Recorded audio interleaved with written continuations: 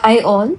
இன்னைக்கு நம்ம என்ன பார்க்க போறோம் அப்படின்னா, எக்ஸ்ட்ரா ப்ராப்ளம்ஸ் தான் பார்க்க போறோம். நேத்து வந்து இன்டிகிரேட்டட் ரேட் லாவோட எக்ஸ்பிரஷன்ஸ் எல்லாமே பார்த்தோம். அதுக்கப்புறம் ஒரு ப்ரீவியஸ் இயர் கொஸ்டின்ஸ் ஒரு 4 கொஸ்டின்ஸ் பார்த்துருப்போம். இன்னைக்கு வந்து அத எக்ஸ்டெண்ட் பண்ணி தான் நம்ம வந்து பார்க்க போறோம். இன்னைக்கும் சில கொஸ்டின்ஸ் பார்க்கலாம். இது எல்லாமே வந்து ஒரு யூனிக்கான கொஸ்டின்ஸ். ஸோ ஃபர்ஸ்ட் கொஸ்டின் நம்ம சால்வ் பண்ண ஆரம்பிக்கலாம். The rate constant for a first order reaction is 4.606 into 10 to the power minus 3 per second. The time required to reduce 2 gram of the reactant to 0.2 gram is. So என்ன கொடுத்துருக்காங்க, 4 option கொடுத்துருக்காங்க. உங்களுக்கு வந்து rate constant கொடுத்துட்டாங்க. First order அப்படிங்கிறத வந்து உங்களுக்கு சொல்லிட்டாங்க. ரேட் கான்ஸ்டன்டோட வேல்யூ உங்களுக்கு கொடுத்துருக்காங்க. ஸோ 2 கிராம்ல இருந்து 0.2 கிராமா வந்துட்டு என்ன ஆகுதான், உங்களுக்கு வந்து ரெடியூஸ் ஆகுதான். சரிங்களா? ஸோ இங்க வந்து என்ன கொடுத்துருக்காங்கன்னா அமௌண்ட் கொடுத்துருக்காங்க. ஸோ யூஸ்வலா நம்ம என்ன பண்ணுவோம் அப்படின்னா, கான்சன்ட்ரேஷனை வந்து நம்ம கான்சன்ட்ரேஷன் தான் A/A - X அப்படின்னு சொல்லிட்டு போடுவோம். அது மட்டும் இல்லாம நீங்க என்ன பண்ணிக்கலாம்னா, இங்க அமௌண்ட்டை கூட நீங்க வந்து ரீப்ளேஸ் பண்ணிக்கலாம். அதாவது அமௌண்ட்டை தான் கான்சன்ட்ரேஷன் சொல்றோம். இவ்வளோ அமௌண்ட் அப்படிங்கிறத கான்சன்ட்ரேஷன் சொல்றோம். அமௌண்ட் இன் கிராம்ஸா இருக்கிறதையும் நீங்க டைரக்டா சப்ஸ்டியூட் பண்ணலாம்.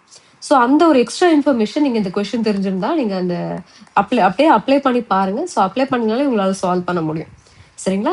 ஸோ இங்க பாருங்க, கேயோட வேல்யூ டி என்னன்றதை நம்ம கண்டுபிடிக்கணும். கரெக்டுங்களா? எடுத்து எழுதியிருக்கேன் பாருங்க. ஏ அப்படிங்கிறது 2 கிராம், A - X வந்து 0.2. சரிங்களா? ஸோ ஃபார்முலா இதுதான், இந்த ஃபார்முலா தான்.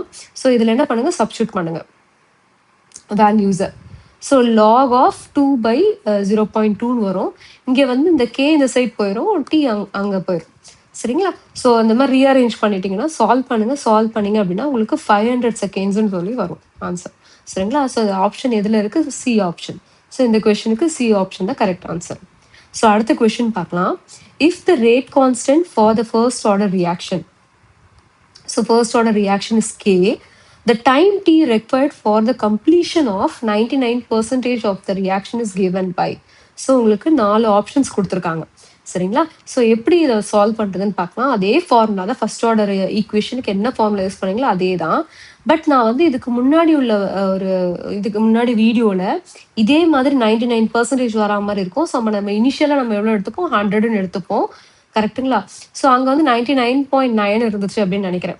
சரிங்களா? ஸோ இங்கேயும் அதே மாதிரி தான். ஸோ 100/100 - 99. சரிங்களா? ஸோ என்ன வரும், 1ன்னு வரும். 100 வந்து எப்படி எழுதலாம், 10 × 10ன்னு எழுதலாமா? ஸோ அப்போ 10⁻². ஸோ இந்த 2 முன்னாடி போயிடுச்சுன்னா லாக் பேஸ் 10 வரும். ஸோ இதோட வேல்யூ 1ன்னு வந்துடும். ஸோ சால்வ் பண்ணீங்க அப்படின்னா உங்களுக்கு வந்து இந்த மாதிரி கிடைக்கும். ஸோ இது எங்கே இருக்குது, 4.606/t வரும். ஸோ ஆப்ஷன் டி தான் அதுக்கு கரெக்ட் ஆன்சர். ஓகே, அடுத்த கொஸ்டின் பார்க்கலாம். Third question. A first order reaction has a rate constant of 2.303 into 10⁻³ per second. The time required for 40 gram of this reactant to reduce to 10 gram will be. So இங்கே என்ன கொடுத்துருக்காங்க, இங்கே கொடுத்துருக்க hint பாருங்க. Hint வந்து 40 gram reduce to 10 gram அப்படின்னு சொல்லி கொடுத்துருக்காங்க. ஸோ இதுலேயே நீங்கள் என்ன கண்டுபிடிக்கலாம், ஏ எது, A - X எது அப்படின்னு சொல்லிட்டு நீங்கள் வந்து ஐடென்டிஃபை பண்ணிடலாம். கரெக்டுங்களா? ஸோ ஃபார்முலா எழுதுங்க, 40/10ன்னு இருக்கும். அதே மாதிரி இதுக்கு வந்து ரேட் கான்ஸ்டன்டோட வேல்யூ கொடுத்துருக்காங்க பாருங்க, 2.303 அப்படின்னு சொல்லிட்டு. ஸோ அது கொடுத்துட்டாங்க. இந்த இடத்துல அதை வேல்யூவை சப்ஸ்டியூட் பண்ணுங்க. ஸோ சப்ஸ்டியூட் பண்ணிட்டீங்க அப்படின்னா லாக் இதை சால்வ் பண்ணீங்க அப்படின்னா 2/2ன்னு வரும்.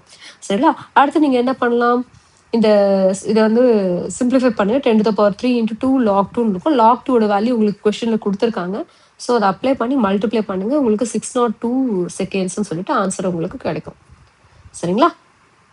அடுத்த கொஸ்டின் பார்க்கலாம். ஸோ இது ஒரு யூனிக்கான ஒரு கொஸ்டின். ஸோ எவ்வளோ நல்லா இருக்கும் பாருங்க இதை சால்வ் பண்ணும்போது. when initial concentration of the reactant is doubled, அதாவது இனிஷியலாக ஒரு கான்சன்ட்ரேஷன் இருக்கும் இல்லையா, அது டபுள் ஆகும்போது half life of zero order reaction என்ன ஆகும்னு சொல்லி கேட்குறாங்க. அதாவது கான்சன்ட்ரேஷன் வந்துட்டு டபுள் ஆகுது அப்படின்னா ஹாஃப் லைஃப் எப்படி அஃபெக்ட் ஆகுது அப்படின்றத நம்ம கண்டுபிடிக்கணும். சரிங்களா?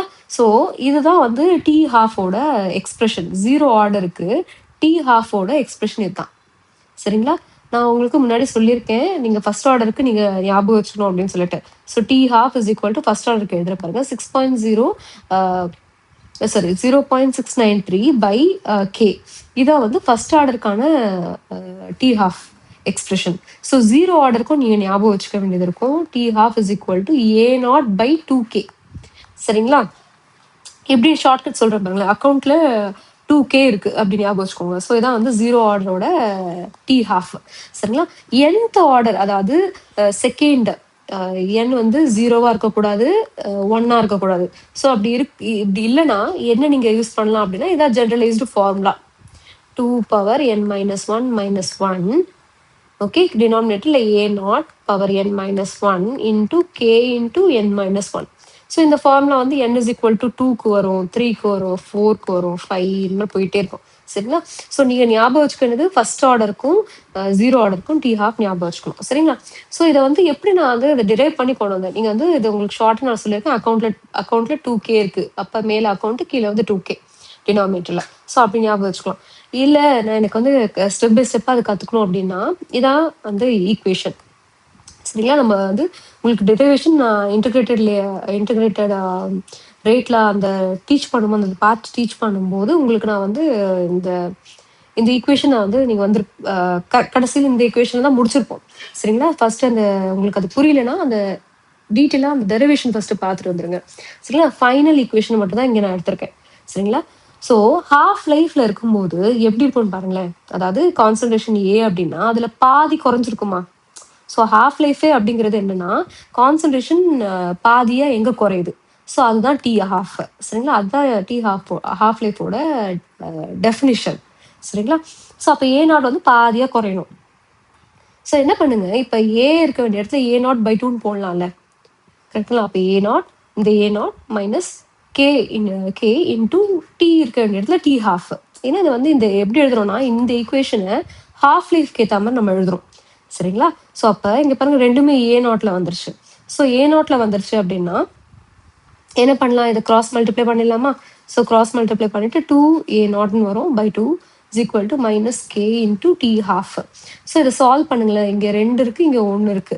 ஸோ நீங்க வந்து சப்ட்ராக்ட் பண்ணீங்க அப்படின்னா மைனஸ் 1a நாட்னு வரும். கரெக்டுங்களா? ஸோ இங்கேயும் மைனஸ் இருக்கு, இங்கேயும் மைனஸ் இருக்கு, மைனஸ் மைனஸ் கேன்சல் ஆகும். ஸோ a நாட் பை 2ன்னு இருக்கும் is equal to k t half. So t half ஒரு சைடு வச்சுக்கோங்க. அப்போ ஏ நாட் பை 2kன்னு வந்துடும். ஸோ இதை தான் நம்ம என்ன பண்ணியிருக்கோம், இங்கே எழுதியிருக்கோம். ஸோ நீங்கள் வந்து இவ்வளோ தூரம் நீங்கள் வந்து எக்ஸாமில் வந்துட்டு டிரைவ் பண்ணிங்கன்னா டைம் வேஸ்ட் ஆகும். ஸோ அதனால இதை ஞாபகம் வச்சுக்கோங்க, இந்த டி ஹாஃபோட இது. நம்ம கொஸ்டினுக்கு வருவோம். ஸோ இனிஷியல் கான்சன்ட்ரேஷன், அதாவது இனிஷியல் கான்சன்ட்ரேஷன் நியூமரேட்டர்ல இருக்கு. சரிங்களா?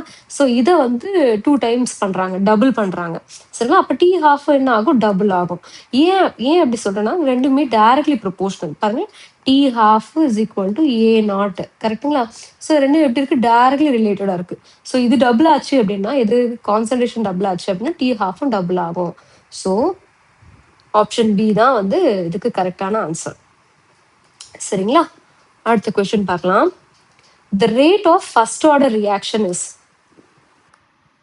0.04 mole per liter per second.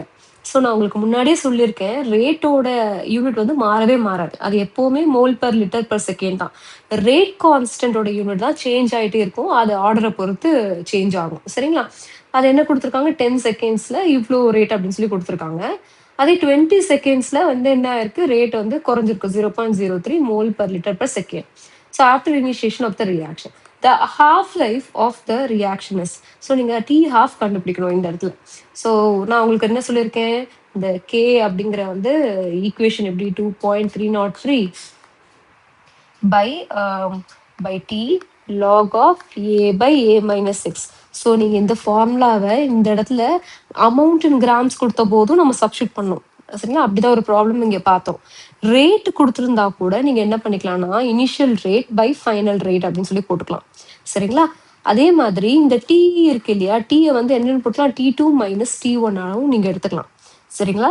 நீங்க நீங்க வந்துட்டு அந்த இன்டிகிரேட்டட் ரேட்ல அந்த நம்ம பார்த்தோம் இல்லையா, ஸோ அதுல வந்து நான் டிரைவ் பண்ணும்போது 2 இது கொடுத்துருந்த போது எப்படி சால்வ் பண்றது அப்படின்றதையும் வந்து நான் ஃபைனல் எக்ஸ்பிரஷன்ல கொடுத்துருப்பேன். சரிங்களா? ஸோ அதையும் போய் செக் பண்ணி பாருங்க. அண்ட் இந்த இடத்துல பாருங்க, ரேட் 1 ரேட் 2 2 ரேட்டுமே கொடுத்துருக்காங்க. ஸோ மேலே வந்து 0.04 போடுங்க இனிஷியல் ரேட், கீழே வந்து ஃபைனல் ரேட் போடுங்க. அதே மாதிரி final time minus initial. So அப்படிதான் நம்ம இதை போடணும். இங்கே போடும்போது மேலே எப்பவுமே இனிஷியல் போடணும், கீழே இருக்கிறது வந்து ஃபைனல் போடணும்.